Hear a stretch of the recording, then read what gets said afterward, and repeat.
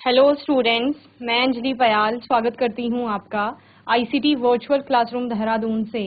कैसे हैं आप सब लोग? उम्मीद करती हूं आप सब लोग अच्छे होंगे और अपनी लाइफ में बहुत बेहतर कुछ कर रहे होंगे।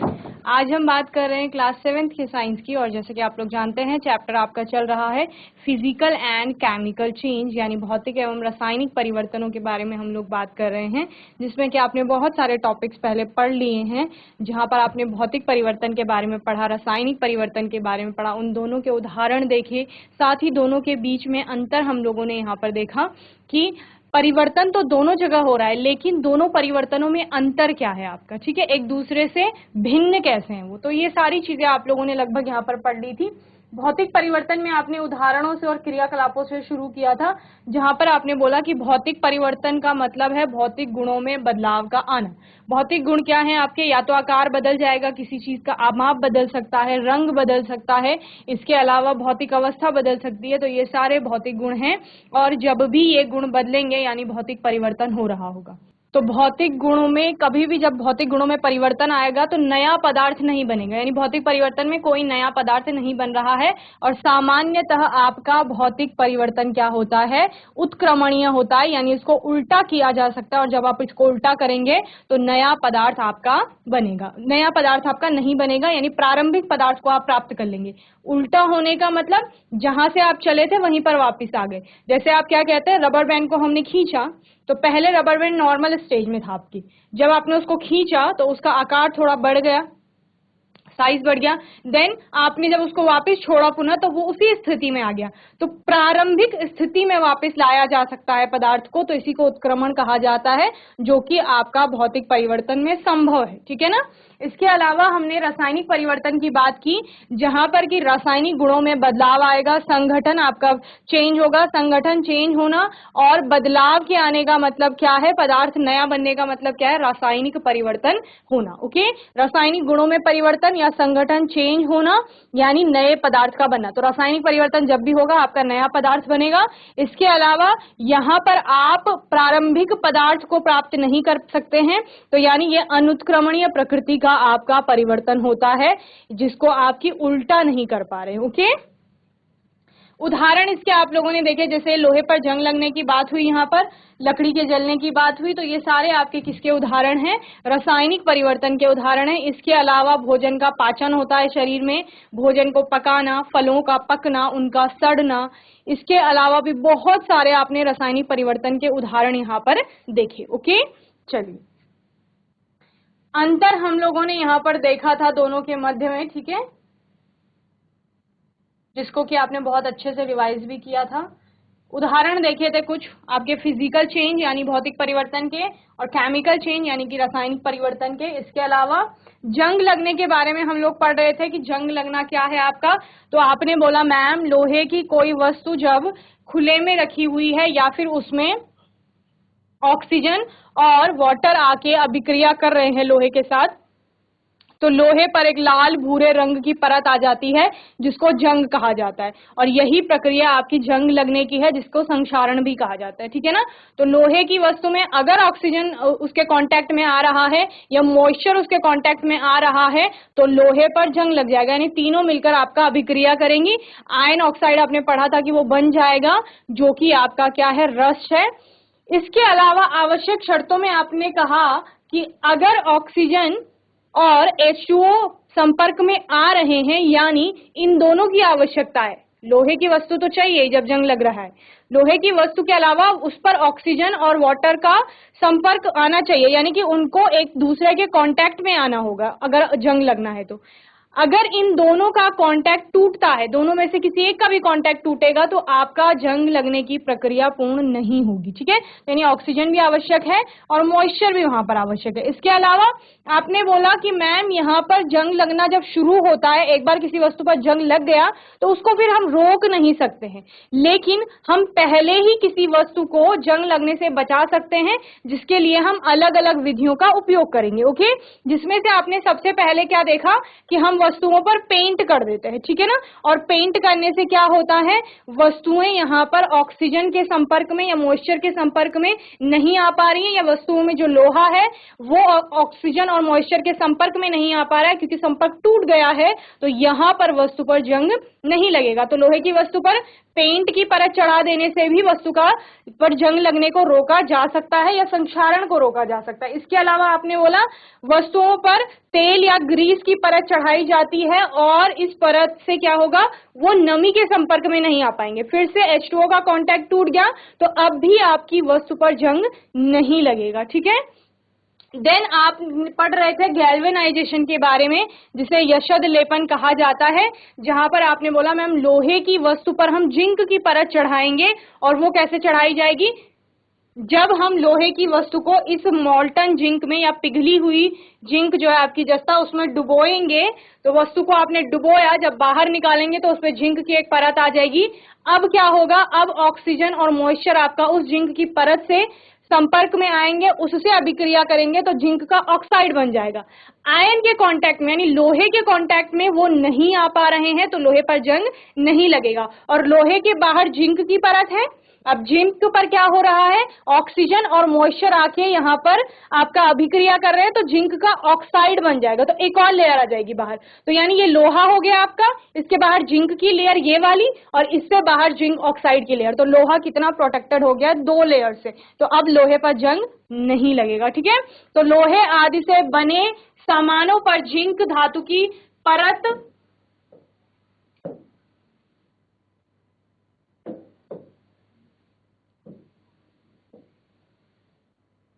चढ़ाने की प्रक्रिया को क्या कहते हैं, यशद लेपन यानी कि गैल्वेनाइजेशन आपका कहा जाता है, ठीक है। जिंक की जो परत होती है वो लोहे से बने सामान को हवा में उपस्थित पानी या नमी जिसे आप कहते हैं तथा ऑक्सीजन के संपर्क में आने से रोकते हैं, जिससे उनको जंग से बचाया जाता है, अर्थात जंग नहीं लगता है। ओके, क्लियर है। तो यशद लेपन क्या है या गैल्वेनाइजेशन जिसे कह रहे हैं, कुछ भी नहीं है, लोहे की वस्तु पर आप जिंक या जस्ते की परत चढ़ा रहे हैं, वही आपका गैल्वेनाइजेशन कहलाएगा। ओके, क्लियर है, नोट करेंगे इसे जल्दी से।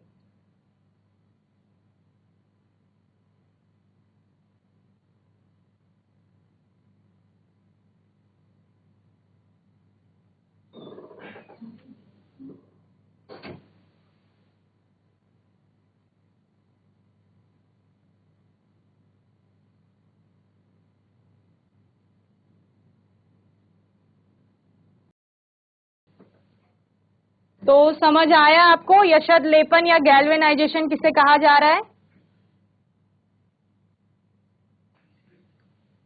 चलिए, तो ये एक विधि है जिस पर आप क्या कह रहे थे कि लोहे की वस्तु को जंग लगने से बचाया जा रहा है जिंक की परत चढ़ा करके। ओके, चलिए आगे देखते हैं।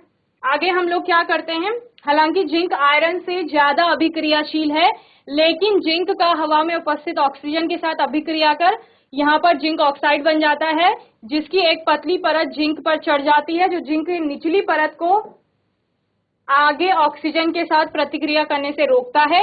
यही कारण है कि पानी की लाइनों में उपयोग किए जाने वाले लोहे के पाइप को गैल्वेनाइज किया जाता है, जिससे उनकी सुरक्षा जंग से की जा सके या किया जा सके, ठीक है ना। तो हो क्या रहा है, वही मैं जो आपको बता रही थी कि लोहे का जो भी सामान है वो प्रोटेक्ट हो रहा है 2 लेयर से आपके, ठीक है। 2 लेयर किस किस की, एक जिंक की, दूसरी जिंक ऑक्साइड की, ठीक है ना। तो इस तरह से आपका पूरा लोहे का जो सामान है वो क्या हो जाएगा, सुरक्षित हो जाएगा, उस पर किसी भी प्रकार से जंग नहीं लगेगा। नोट करिए जल्दी से, क्यार्क,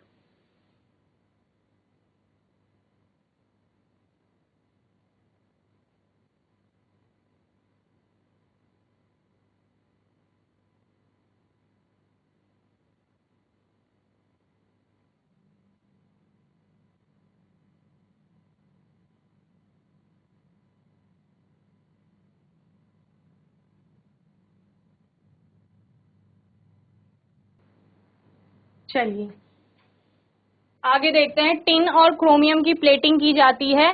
प्लेटिंग का मतलब यहाँ पर भी आपका लोहे की वस्तु पर एक दूसरी किसी धातु की परत चढ़ाई जाएगी और उससे जंग लगने से बचाया जाएगा। ठीक है, तो लोहे से बने सामानों के ऊपर टिन या क्रोमियम, ये भी आपकी क्या है यहाँ पर तत्व है, धातुएं की परत चढ़ाने की प्रक्रिया को टिन या क्रोमियम प्लेटिंग कहते हैं। ओके, तो क्या कर रहे हैं, कोई लोहे की वस्तु होगी उसके ऊपर टिन या क्रोमियम की, जैसे आपने यशद लेपन में क्या बोला, जिंक की हम लेयर चढ़ा देंगे, तो यहाँ पर इसकी परत चढ़ा देंगे और उससे क्या, उसे आपका क्या कहा जाएगा, प्लेटिंग कहा जाएगा, टिन या क्रोमियम की। ओके, लोहे से बने सामानों पर टिन या क्रोमियम की परत इलेक्ट्रोप्लेटिंग की प्रक्रिया द्वारा की जाती है। ठीक है, तो इलेक्ट्रोप्लेटिंग पूछा जाएगा, इलेक्ट्रोप्लेटिंग क्या है, तो इसमें लोहे की वस्तु पर क्रोमियम या टिन की प्लेटिंग की जा रही है, उसकी परत चढ़ाई जा रही है, वही आपका क्या है, इलेक्ट्रोप्लेटिंग है।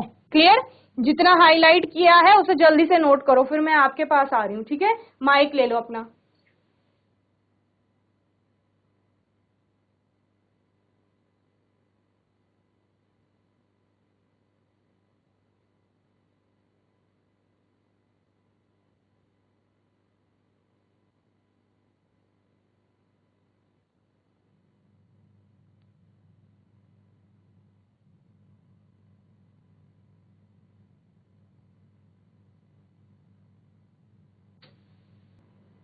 चलिए जीआईसी क्लार्क, माइक ले लो, माइक ले लीजिए जल्दी से। कौन कौन है क्लास में, Manish, Mohit, Arushi, Palak, Mayank. Yes ma'am. Yes, कैसे हो मोहित? क्या टॉपिक पढ़ रहे हैं हम? आई एम फाइन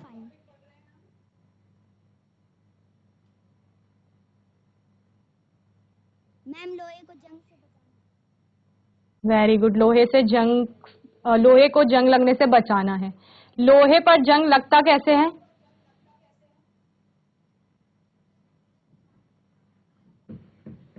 मैम जब वो बारिश में रहता है। बारिश में रहता है, ठीक है, इसके अलावा क्या सिर्फ कोई वस्तु पर, हाँ हवा से, ठीक है, वेरी गुड। तो हवा और बारिश का मतलब क्या है, हवा की जब भी बात होती है, कहीं पर भी वायु वर्ड या हवा वर्ड आएगा, उसका मतलब ऑक्सीजन की बात की जा रही है। ठीक है, तो मोहित का कहने का तात्पर्य है कि ऑक्सीजन होनी चाहिए, और बारिश का मतलब पानी, जिसको आप मॉइस्चर बोल रहे हो। अब ये आवश्यक नहीं है कि हर कोई वस्तु जो बाहर बारिश में है उस पर ही जंग लगेगा, अगर आपने बारिश में नहीं भी रखी है तब भी उस पर जंग लग जाता है। क्यों? क्योंकि हमारे एनवायरनमेंट में क्या है, नमी है। ठीक है ना, चलिए वेरी गुड। और किसी को माइक दे दो। वेरी गुड मोहित, से डाउन बच्चे।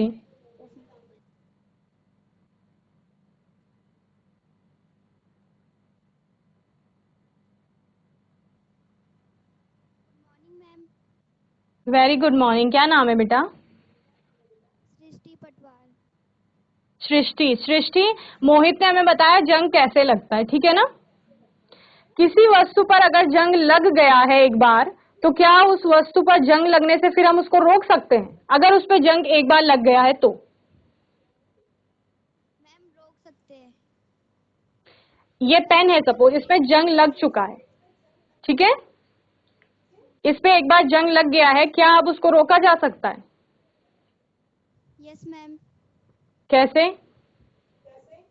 मैम पेंट लगा के आप तेल डाल के। ओके, चलिए वेरी गुड सृष्टि, से डाउन बच्चे। कोई और बताएगा मुझे कि अगर किसी वस्तु पर जंग लग गया है एक बार, तो क्या उसको रोका जा सकता है? सृष्टि ने बोला रोका जा सकता है।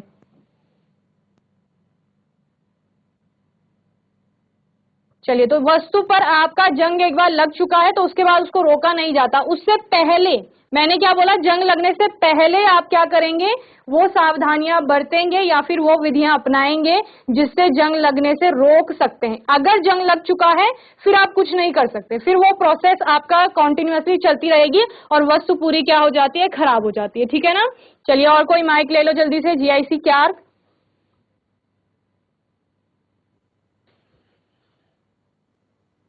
Good morning ma'am. Very good morning, क्या नाम है? मनीष, मैम मयंक। मयंक। मयंक बताइए, आप एक विधि को अच्छे से मुझे एक्सप्लेन करो जंग लगने से बचाने के लिए।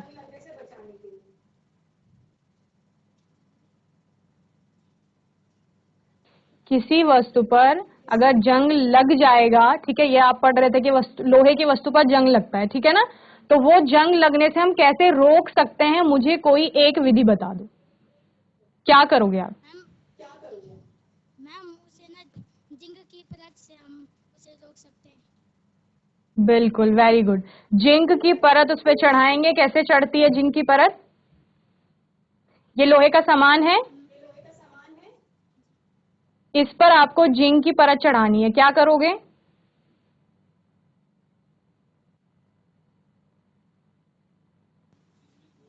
वेरी गुड, मैं जिंक के कोड में दबाएंगे उसे। Very good. मॉल्टन जिंक होगी, पिघली हुई जिंक होगी, उसमें इसको डुबोएंगे और बाहर निकालेंगे तो क्या हो जाएगा, इस पे जिंक की परत आ जाएगी, ठीक है।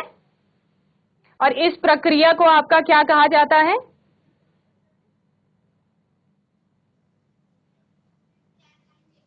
गैल्वेनाइजेशन।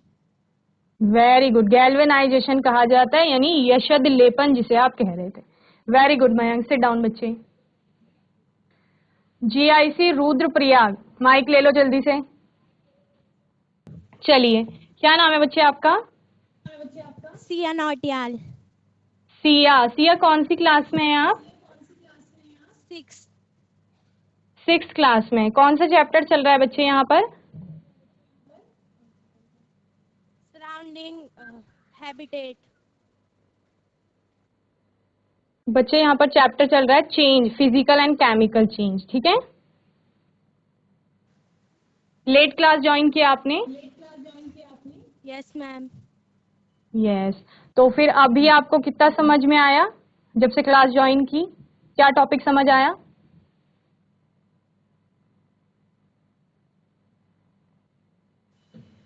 अच्छा, 2-3 चीजें हमें मोहित ने बताई, मयंक ने बताई और सृष्टि ने बताई, उनको एक्सप्लेन कर दो मुझे।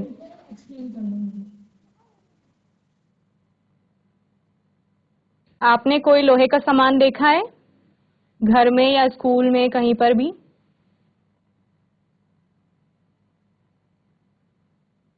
टाइम तक यूज नहीं करेंगे तो उस पे जंग लग जाता है। अच्छा, और जंग लगने से रोकना हो तो क्या करेंगे?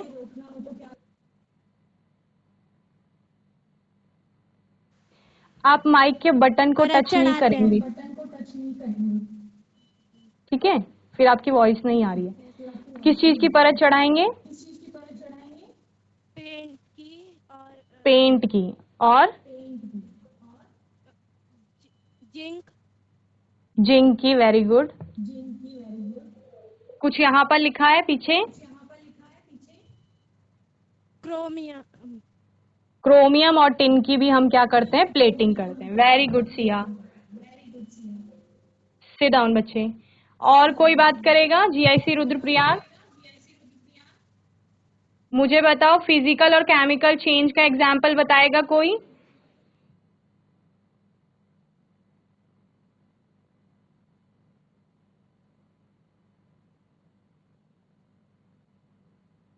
गुड मॉर्निंग बेटा, क्या नाम है आपका?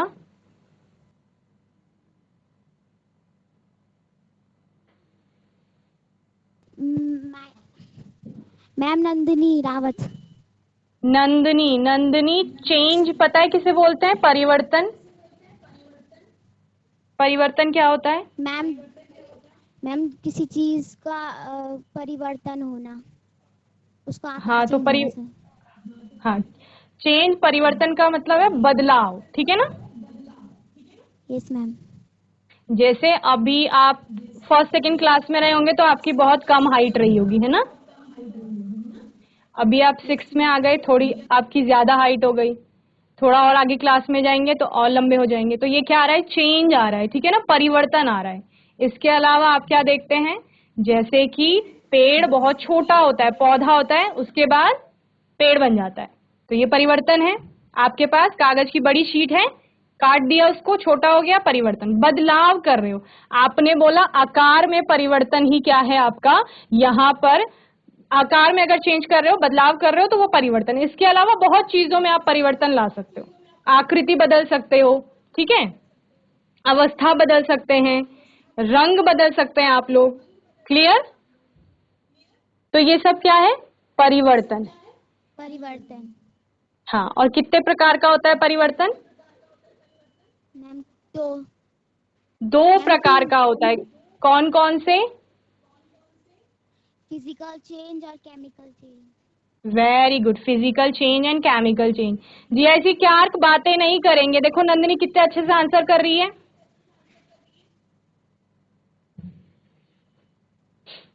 चलिए, फिजिकल एंड केमिकल चेंज आपने दो टाइप बताए। वेरी गुड, सिट डाउन बच्चे। किसी और को माइक दे दो। मुझे जल्दी से फिजिकल चेंज के एग्जाम्पल बताओ, कोई भी बच्चा।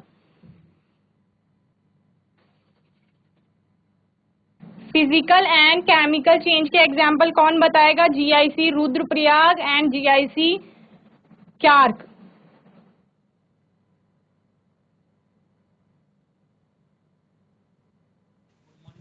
Good morning ma'am. Very good morning. क्या नाम है बेटा? रविंद्र। योगेंद्र। क्या बताएंगे आप मुझे? फिजिकल चेंज का एग्जाम्पल बताएंगे? फिजिकल चेंज एग्जाम्पल बता दो, कोई उदाहरण। जैसे कागज को रफ करेंगे। कागज को रब करेंगे, ठीक है। चेंज आया, पेंसिल से लिख दिया, फिर आपने इरेज कर दिया उसको, तो ये चेंज है आपका। Clear? Physical change. Yes ma'am. पदार्थ नहीं बदला आपका, कागज तो वही रहेगा, आपने सिर्फ पेंसिल से उस पर लिख दिया था। और कोई एग्जाम्पल? मोमबत्ती का जलना। मोमबत्ती का जलना आपका कौन सा चेंज होगा?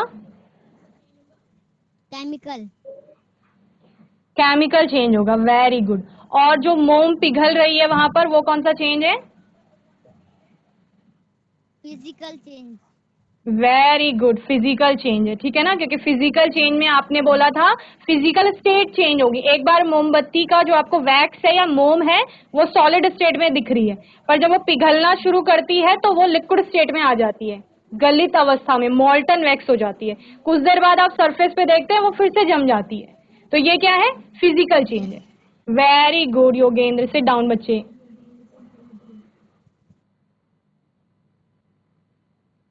चलिए, तो बहुत अच्छे से आप लोगों ने एक्सप्लेन किया यहाँ पर फिजिकल एंड केमिकल चेंज को। इसके अलावा देखो, टिन और क्रोमियम की प्लेटिंग की बात हमने की थी, तो कुछ लोहे का सामान था इस प्रकार से। वाटर टैप तो सभी ने देखा होगा, ठीक है। और ये गाड़ियों में आपके कुछ इस प्रकार के आपके पार्ट्स लगे होते हैं जो इस तरह से चमकते हैं, तो ये सारे लोहे के हैं, लेकिन इनमें टिन और क्रोमियम की प्लेटिंग की जा रही है। ताकि हम क्यों कर रहे हैं ये सब, मुझे बताओ। लोहे पर जंग लग रहा है तो लगने दो ना, हम क्यों उसको बचा रहे हैं? क्यों? क्योंकि हम सामान को खरीद कर ला रहे हैं और हम चाहते हैं कोई भी सामान लंबे समय तक चले, ठीक है। अगर उस पर जंग लग गया तो वो खराब हो जाएगा। हमें चाहिए कि ड्यूरेबल हो, टिकाऊ हो, बहुत लंबे समय तक रहे, इसलिए हम उस पर पेंट भी कर रहे हैं, उस पर जिंक की लेयर चढ़ा रहे हैं, उस पर आप ग्रीसिंग या ऑयलिंग कर रहे हैं, या फिर टिन और क्रोमियम की प्लेटिंग कर रहे हैं, ठीक है। तो जो मैंने आपको बोला था कि पेंट करने वाले आते हैं ना, जैसे हम नया घर बना रहे हैं तो लोहे का बहुत सारा सामान आता है घर में, उसके बाद उस पर पेंट होता है। तो जो पेंट कर रहे हैं उनको भी पता है कि रस्टिंग एक प्रोसेस होगा, जंग लगने की एक प्रक्रिया होगी, जिससे लोहे का सामान खराब हो जाएगा।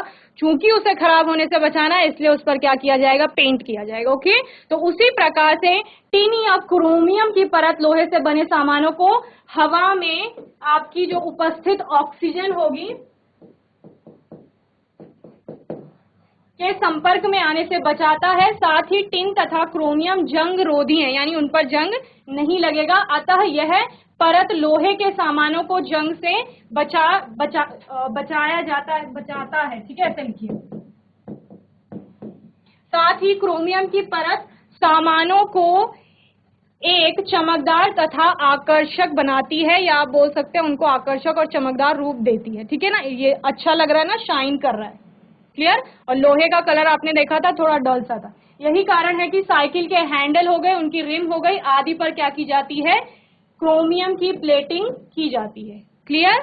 चलिए, तो मैं उम्मीद करती हूँ आज का सेशन सभी को समझ आया होगा। समझ आया? हैंड रेस करो समझ में आया तो। ठीक है, वेरी गुड। चलिए, आज के सेशन में जीआईसी क्यार के बच्चों ने बहुत अच्छे से आंसर किया। मयंक, मोहित, सृष्टि। जीआईसी रुद्रप्रयाग के बच्चों ने बहुत अच्छे से आंसर किया।